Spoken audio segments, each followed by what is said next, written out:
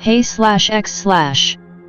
I don't know what to say, so I'll just get into it. Be me. Live in Nevada, out in the desert. I'm not gonna dox the ones I knew, but I live in a town pretty far out in the middle of nowhere. I grew up in this town and had my whole life go by there. While I call it a town, it might be closer to a trailer park. From my earliest memories here, there have been weird things going on. Lights in the sky. Sounds in the night. Little men in the shadows. For the first 10 years of my life I was under the impression this was all normal.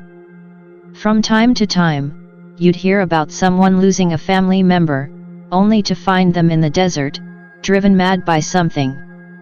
It's hard for me to remember the first truly weird thing to happen, but I can remember once when I was barely older than a toddler. I was out in my backyard on a hot summer day, playing in some cheap plastic log cabin. I remember looking out of its window, memorized by something in the heat waves. It was a couple slender figures, slowly making their way towards me. Before they could even get within 50 meters, I was pulled out of the log cabin by the arm. My mom ran with me in her arms into the house, and we sat in the dark locked in the house till the next morning. I remember hearing walking on the porch, and I could see figures pass in front of the windows. Past the run inside, I remember she was very calm, as if she was used to it. These occurrences became common and I adopted a similar outlook as my mother. A few years later, once I was old enough to roam around with other children, I had another close encounter. We were playing on an old playground made of metal and splintering wood on the outskirt of the town. Only in the setting sun could we notice the long shadows of those familiar figures closing in on us. We were all freaked out and were about to book it out of there, but one of the older kids stopped us. In between smoking a cigarette, I remember him telling us not to worry about and to keep playing. While that wasn't enough to stop everyone from leaving, many of us stayed, including myself. Moving from the desert towards us, there wasn't much to hide behind. While they managed to keep themselves out of sight in general, we all could tell they were there. No longer bothering to hide itself, one of them approached right to the foot of the playground. It was the first time I saw one of them up close. The thing was incredibly thin, to the point where even my young mind could tell its body shouldn't have been able to hold itself up. Its eyes were huge and black, and while you couldn't tell if they were moving, it felt as if they were closely studying every one of us. No longer able to hold our nerves, we ran away, leaving that one older kid smugly laughing at us for being scaredy cats. On the way home, I remember seeing lights fly through the sky in the darkening sky. About 2 days later, he was found in the middle of a road in a fetal position. He couldn't have been older than 14 at the time. I think that was the first time it really clicked that these things were bad. My dad wasn't hugely involved in my life, but I did meet him once not too long after this event. He was stationed in a Marine base not too far off and went around the town investigating the event with other men. While he and my mother were adamant he was a Marine, after learning how Marines usually dress, he looked more like a businessman than a grunt. That week was the only time I saw him. I think we had a different family he lived with on base. Turns out I was a bastard. Things passed in my poor little corner of the world. The occurrence continued, but I always managed to keep my distance from it until one day. For high school, a bus would drive us about 30 to 40 minutes every morning to a school in a more populated town. My friends and I from my hometown learned quickly not to talk about the weird shit that happened to us. We were viewed as crazy rednecks and we only had each other.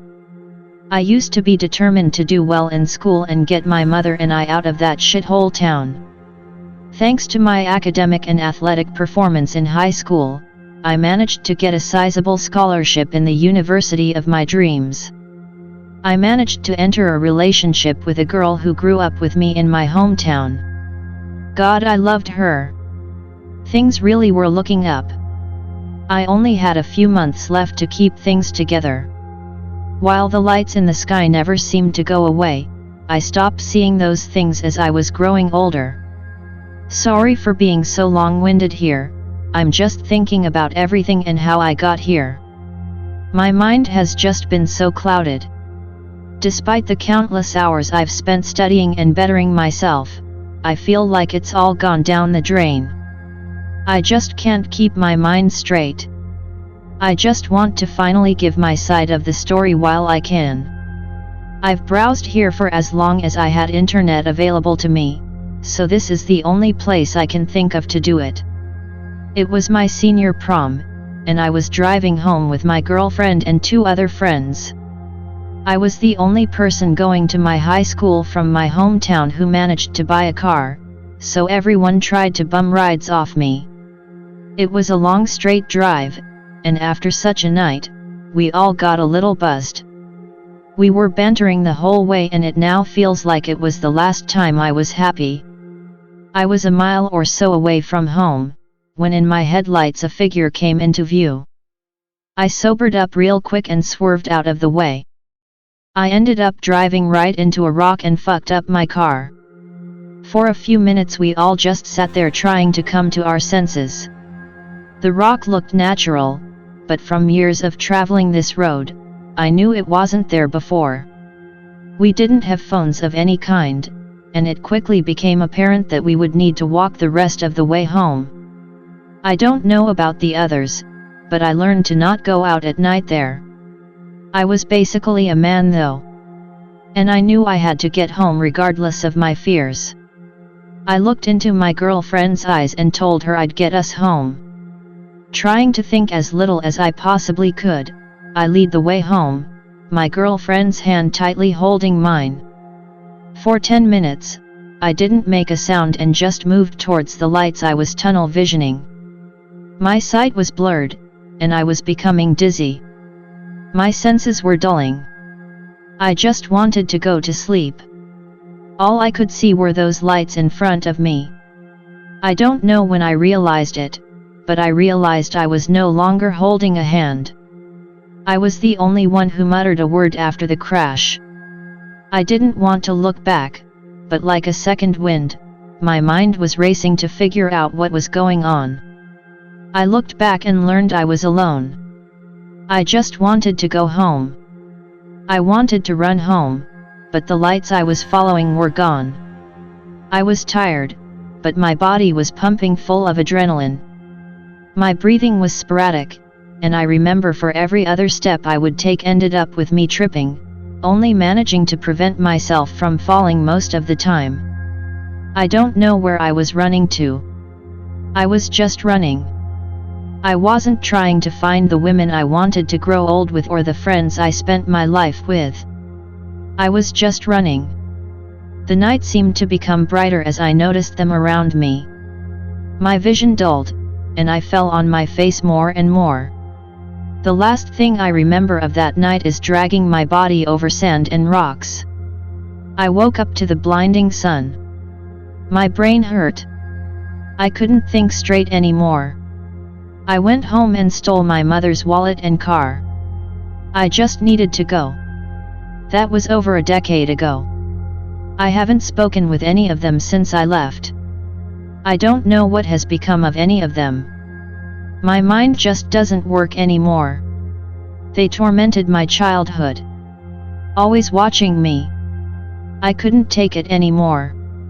I just had to get away from it. I lost everything that night. My family, my friends, my beloved, my mind, my life, everything. I've been working a job for felons and degenerates, spending my days alone on the other side of the country. I just haven't been able to think as of late. I saw one outside of my window last night. It's not fair. I just want it to end.